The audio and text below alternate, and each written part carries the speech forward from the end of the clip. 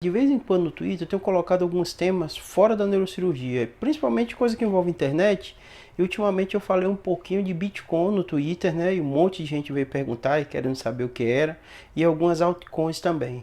Então eu vou falar um pouquinho minha impressão e tentar fazer um paralelo do que eu acho que será o futuro dos pagamentos, das transações, e o que é que isso tem a ver um pouquinho com medicina.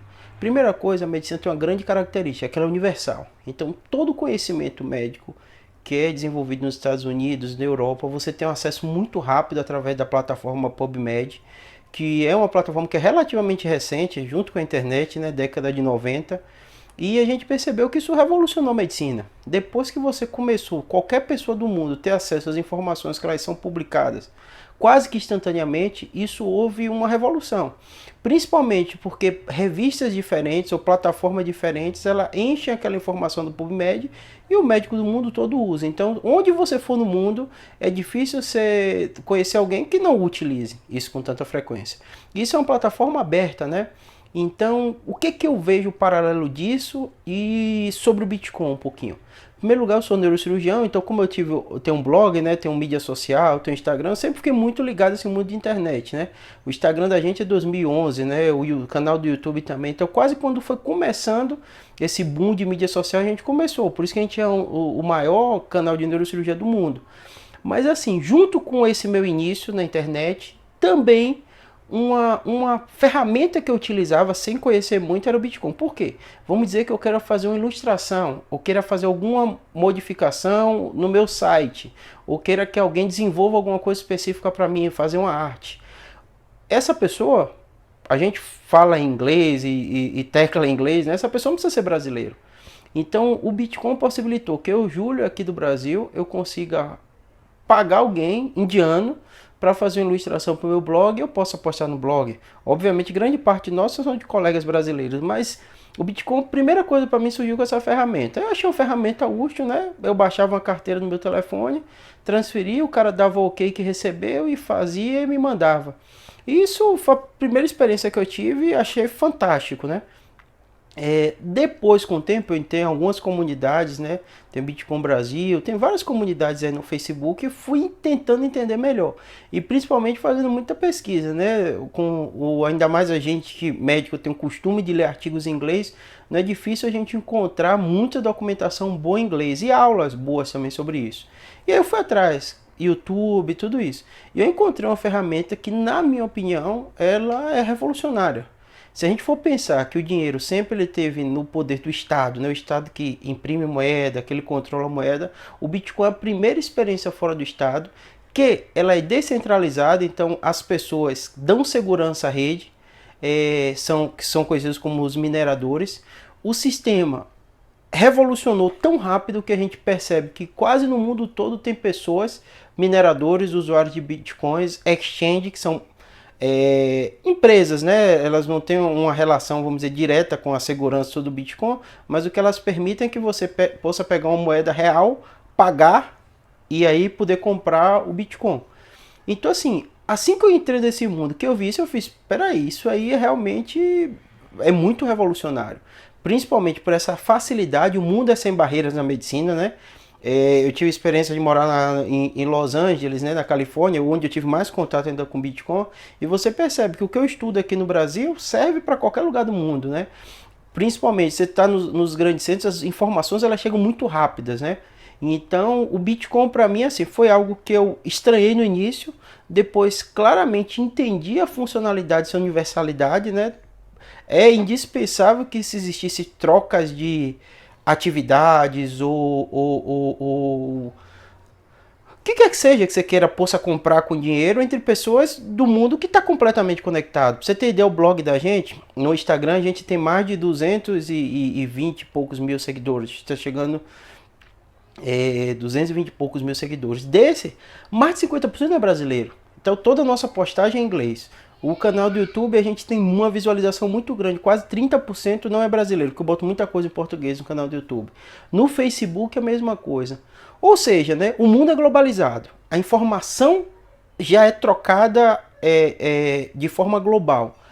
as mídias sociais permitiram que você comunique-se com o mundo todo de forma global. Estou dando exemplo da minha experiência pessoal com o blog. Ou seja, claramente as transações financeiras vão ser necessárias ferramentas que utilizem ela de forma global. E o Bitcoin meio que caiu com a luva, né? Obviamente, quando você bota Bitcoin, se você colocar no Google, você vai ver muita coisa errada que foi feita com ele, né? Como com o dinheiro em espécie também é feito. Mas o mais importante e o mais relevante é quando você entende como funciona. Você vê que um método seguro, um método que até hoje não foi encontrado falha, permite você fazer transações com questão de pessoas com outra parte, como eu falei, né? Já fiz transação com um indiano para pedir alguma coisa, de outra parte do mundo que rapidamente você transfere, ele recebe. Não precisa ter horário bancário, funciona 24 horas, não para, não precisa, como um cheque, esperar depositar, não precisa parar a taxa de comprar dólar, como eu antes fazia, também algumas vezes faço com PayPal, porque o blog às vezes é necessário e tem sites que às vezes eu quero fazer utilização de uma plataforma específica e eles aceitam PayPal, que revolucionou de forma, mas sem dúvida, não é igual. O Bitcoin, a tarifação, as taxas que ele cobra para as transações é muito pequenas. O PayPal tem sempre problema de ser conversão para o dólar, então você paga essa taxa de conversão que às vezes varia. E a outra coisa revolucionária é que é uma moeda com número limitado. Então, desde que eu comecei, foi 2013, 2014, obviamente com coisinhas pequenas que eu precisava, né? Comprava para pagar alguém, fazer alguma coisa, você percebe uma valorização de mais de 100%, porque as pessoas começaram a utilizar, é revolucionário, é algo, como eu estou falando para vocês, não sou formado em informática, não sou um programador, não tenho técnica para isso, mas você entende a lógica, você começa a utilizar a ferramenta, né? Eu tenho no iPhone, no Mac você tem uma carteira, tem a web carteira, tem a carteira física, você escolhe como quer e você transfere de forma rápida, de forma simples. Então, na minha visão de leigo, né? Repetindo, né? Não sou expert Bitcoin, estudei muito, porque acho que antes de você entrar em qualquer coisa, você tem que entender os riscos, né? Como ele funciona, porque, na minha opinião, isso realmente veio para ficar e a gente vai ver. Eu participei recente de um seminário na Associação Paulista de Medicina só sobre o ecossistema, né, de rede, a mesa que eu fiz parte é isso, e como isso tem revolucionado a medicina. E foi curioso, né? Vieram os maiores especialistas de prontuário eletrônico do país inteiro, né? O pessoal de inovação dos maiores hospitais aqui de São Paulo. E é curioso, toda mesa que eu assisti, em algum momento alguém falou a palavra Bitcoin. Uns falando daquela questão do ransom, né, que está muito na moda, pessoas que sequestram prontuários eletrônicos e pedem dinheiro em troca para liberar aquilo, olhando o lado ruim, né, disso. Eles falaram que a forma de pagamento que as pessoas exigiam eram Bitcoin. O lado ruim disso, né, porque ele é anônimo de forma parcial, né? Anônimo no sentido que você não precisa, para abrir uma carteira, você só baixar no seu iPhone, seu mobile já está funcionando. Você não precisa dar nome, dar CPF, mas tudo é rastreável. Então isso que é bem curioso, que eu acredito do Bitcoin, essa parte, né, do fato de ser simples, de ser rápido, de você poder utilizar isso. Segunda coisa que eu via muito falar com frequência é que todos os palestrantes falaram alguma forma do blockchain. Blockchain é como se fosse o livro contábil, que a gente pode dizer, do Bitcoin, mas essas informações elas são descentralizadas, elas ficam armazenadas em todos os computadores e você pode rastrear cada movimentação que foi feita. Então tem o meu número lá do blockchain da minha carteira. Se eu quiser lembrar o que eu fiz em 2013 e 2014, quando movimentar, tá lá, rastreado. Ninguém vai saber, não vai ter o nome Júlio, mas vai ter um número, uma codificação que eu sei o quanto foi movimentado, quando foi, para onde foi. Ou seja, é um sistema que ele é incorruptível. Então, se a gente pensa, estou falando no dinheiro, que é o Bitcoin, né? Mas se a gente pensa em outras coisas, né? Prontuário eletrônico. Se esses prontuários eletrônicos, a segurança não fosse dado numa rede, no computador do hospital, e isso tivesse de forma compartilhada, a segurança provavelmente seria maior. Não significa que isso é compartilhado, que a informação ela está de forma compartilhada e que todo mundo tem acesso. Mesma forma, eu tenho minha carteira de Bitcoin com meu Bitcoin, qualquer pessoa não pode usar isso.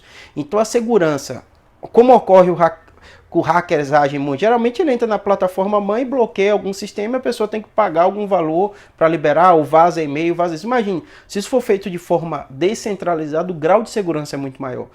pode faltar luz num país inteiro, vai ter funcionamento. Pode ter a crise que for, isso vai ter funcionamento. Então, assim, para mim, isso veio para ficar. Se vocês estudarem também, às vezes confundem a definição, blockchain, Bitcoin, como eu falei, eu sou leigo no tema, né? Estudo por curiosidade, que é outra característica de médico, ele é muito curioso, né? E vai atrás das informações.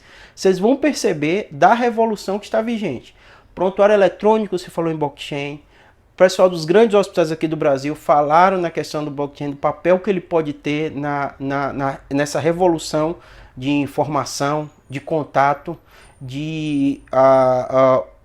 como eu falei, na revolução digital que estava acontecendo, né? Antes o hospital seguro, o prontuário seguro, tinha informação toda guardada no HD, no porão, né? Hoje em dia já não é assim, a nuvem está aí, mas mesmo assim vai ter um local de armazenamento. Ou seja, o que eu estou dizendo é o seguinte: Bitcoin, medicina, blockchain está completamente ligado.